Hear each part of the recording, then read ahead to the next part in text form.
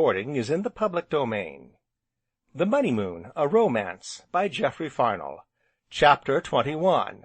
Of Shoes, and Ships, and Sealing Wax, and the Third Finger of the Left Hand. So Bellew took up the paper. The house was very quiet, for Small Porges was deep in the vexatious rules of the multiplication table, and something he called "Jogafrey." Anthea was out, as usual, and Miss Priscilla was busied with her numerous household duties. Thus the brooding silence was unbroken, save for the occasional murmur of a voice, the jingle of the housekeeping keys, and the quick, light tap tap of Miss Priscilla's stick. Therefore Bellew read the paper, and let it be understood that he regarded the daily news sheet as the last resource of the utterly bored. Now presently, as he glanced over the paper with a negative interest, his eye was attracted by a long paragraph beginning: "At St. George's, Hanover Square, by the Right Reverend the Bishop of Sylvia Cecile Merchmund, to His Grace the Duke of Ryde, K.G., K.C.B." Below followed a full, true, and particular account of the ceremony which, it seemed, had been graced by royalty. George Bellew read it half way through, and yawned, positively and actually yawned, and thereafter laughed. "And so, I have been in Arcadia only 3 weeks. I have known Anthea only 21 days. A ridiculously short time, as time goes, in any other place but Arcadia, and yet sufficient to lay forever the haunting spectre of the might have been. Lord, what a preposterous ass I was! Baxter was quite right, utterly and completely right. Now, let us suppose that this paragraph had read: "To day at St. George's, Hanover Square, Anthea Devine to—" No! Confound it! And Bellew crumpled up the paper, and tossed it into a distant corner. I wonder what Baxter would think of me now, good old faithful John. The haunting spectre of the might have been. What a preposterous ass! What a monumental idiot I was!" "Preposterous ass isn't a very pretty word, Uncle Porges, or continental idiot," said a voice behind him, and, turning, he beheld Small Porges, somewhat stained, and bespattered with ink, who shook a reproving head at him. "True, nephew," he answered, "but they are sometimes very apt, and in this instance, particularly so." Small Porges drew near, and, seating himself upon the arm of Bellew's chair, looked at his adopted uncle, long, and steadfastly. "Uncle Porges," said he, at last, "you never tell stories, do you? I mean, lies, you know." "Oh, indeed, I hope not, Porges. Why do you ask?" "Well, 'cause my Auntie Anthea's 'fraid you do." "Is she? Why?" "When she came to tuck me up last night, she sat down on my bed, and talked to me a long time, and she sighed a lot, and said she was 'fraid I didn't care for her any more, which is awful silly, you know."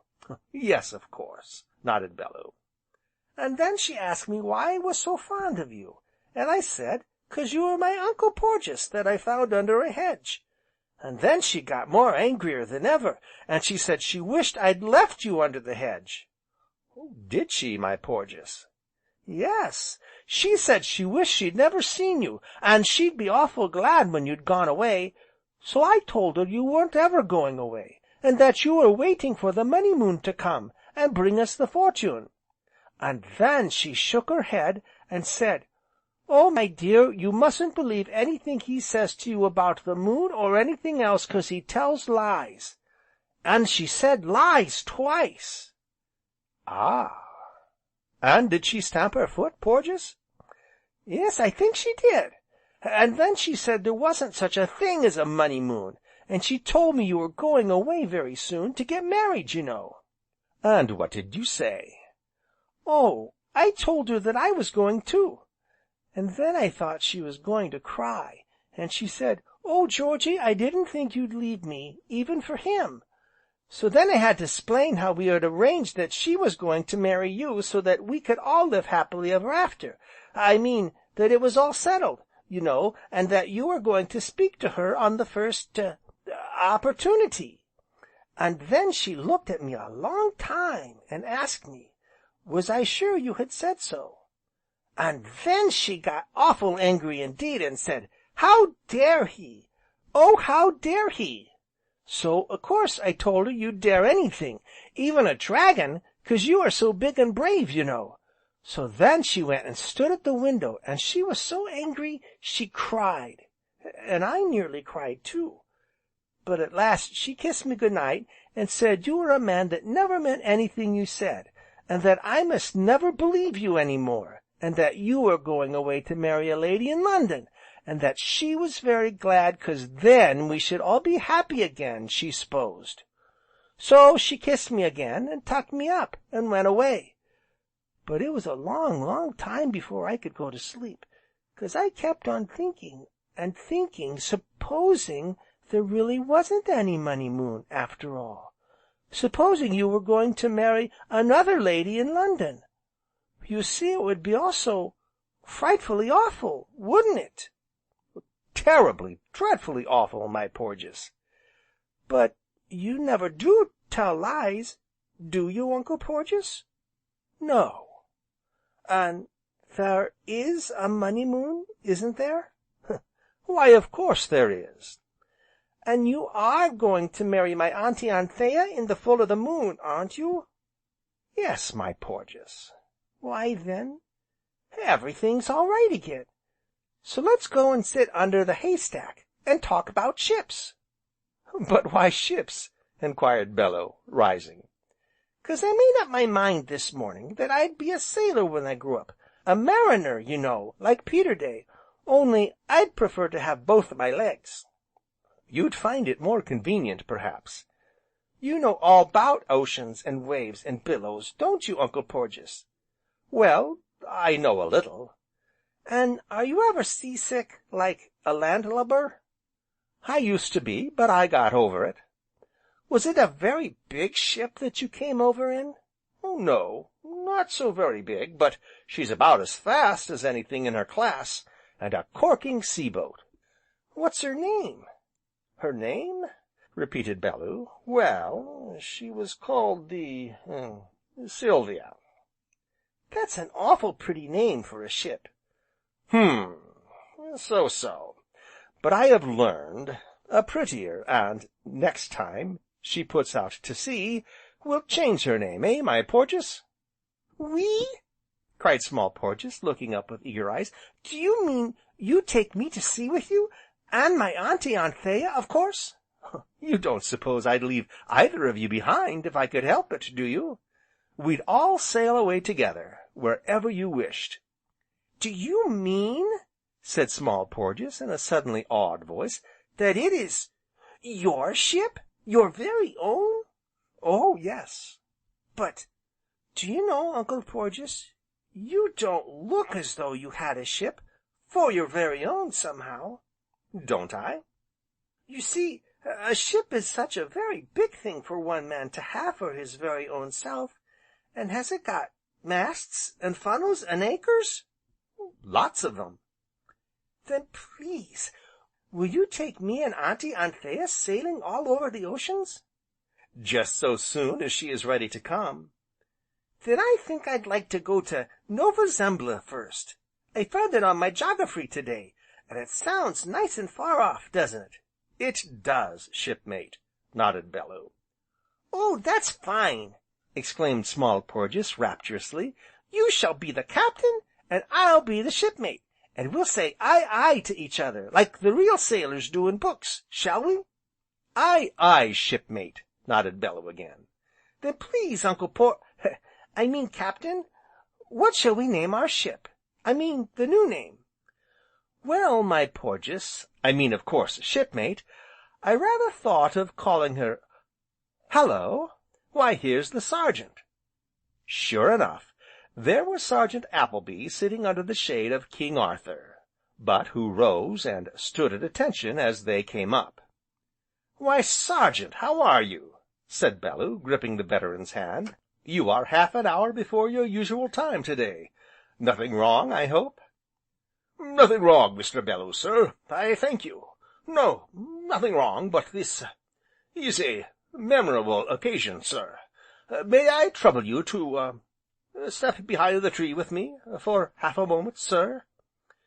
Suiting the action to the word, the Sergeant led Bellew to the other side of the tree, and there, screened from view of the house, he, with a sudden, jerky movement, produced a very small leather case from his pocket, which he handed to Bellew.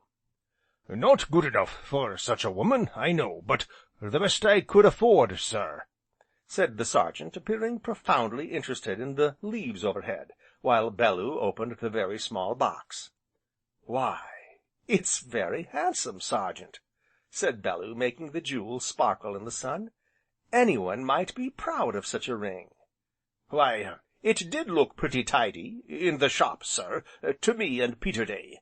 My comrade has a sharp eye, and a sound judgment in most things, sir, and he took a deal of trouble in selecting it. But now, when it comes to giving it to her, why, it looks uncommon small, and mean, sir. A ruby, and 2 diamonds, and very fine stones too, Sergeant. So, I made so bold as to come here, sir," pursued the Sergeant, still interested in the foliage above, "half an hour before my usual time, to ask you, sir, if you would so far oblige me as to hand it to her when I'm gone, sir." "Lord, no!" said Bellew, smiling and shaking his head. "Not on your life, Sergeant. Why, man, it would lose half its value in her eyes if any other than you gave it to her. No, Sergeant, you must hand it to her yourself, and, what's more, you must slip it upon her finger." "Good Lord, sir!" exclaimed the Sergeant, "I could never do that." "Oh, yes, you could." "Not unless you stood beside me, a force in reserve, as it were, sir." "I'll do that willingly, Sergeant." "Then, perhaps, sir, you might happen to know which finger?" "The 3rd finger of the left hand, I believe, Sergeant." "Here's Aunt Priscilla now," said Small Porges at this juncture. "Lord!" exclaimed the Sergeant, "and 16 minutes afore her usual time." Yes, there was Miss Priscilla, her basket of sewing upon her arm, as gentle, as unruffled, as placid as usual. And yet it is probable that she divined something from their very attitudes, for there was a light in her eyes, and her cheeks seemed more delicately pink than was their wont. Thus, as she came toward them, under the ancient apple trees, despite her stick, and her white hair, she looked even younger, and more girlish than ever. At least the Sergeant seemed to think so, for, as he met her look, his face grew suddenly radiant, while a slow flush crept up under the tan of his cheek, and the solitary hand he held out to her trembled a little, for all its size and strength. "Miss Priscilla, ma'am," he said, and stopped. "Miss Priscilla," he began again, and paused once more. "Why, Sergeant!" she exclaimed, though it was a very soft little exclamation indeed, for her hand still rested in his, and so she could feel the quiver of the strong fingers. "Why, Sergeant!" "Miss Priscilla," said he, beginning all over again, but with no better success. "Goodness me!" exclaimed Miss Priscilla, "I do believe he is going to forget to enquire about the peaches." "Peaches!" repeated the Sergeant. "Yes, Priscilla." "And why?" "'Cause he's bought you a ring," Small Porges broke in. "A very handsome ring, you know, Aunt Priscilla, all diamonds and jewels, and he wants you to please let him put it on your finger, if you don't mind."